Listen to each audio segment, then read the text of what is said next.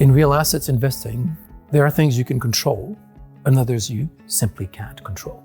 Interest rates, government priorities, and macroeconomic shocks due to the global pandemics and international conflicts are just a few examples of factors that need analysis, but ultimately are largely beyond the realms of direct influence of investment managers. Real assets typically offer stable, long-term value in investment portfolios, as well as diversification benefits in tougher economic climates.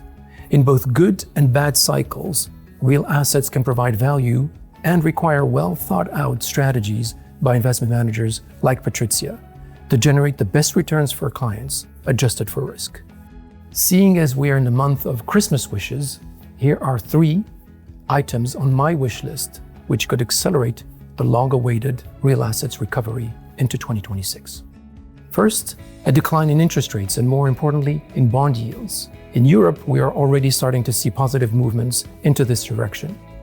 Interest rates are falling, and there is now good access to mortgage credit with better margins, loan-to-value ratios, and other conditions compared to a year ago. So far, however, this applies to certain asset classes over others, such as residential, logistics, food-anchored retail, and hospitality. So it would be a positive to see further traction into the next year. Second, conducive fiscal policies.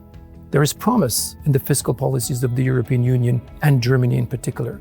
Governments are moving away from austerity measures which hampered growth during the Eurozone crisis and towards more growth-oriented public policies.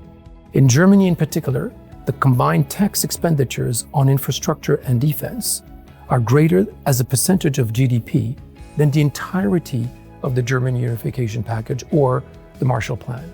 In addition, EU-wide spending plans such as Rearm Europe and NextGen EU will contribute to growth across Europe.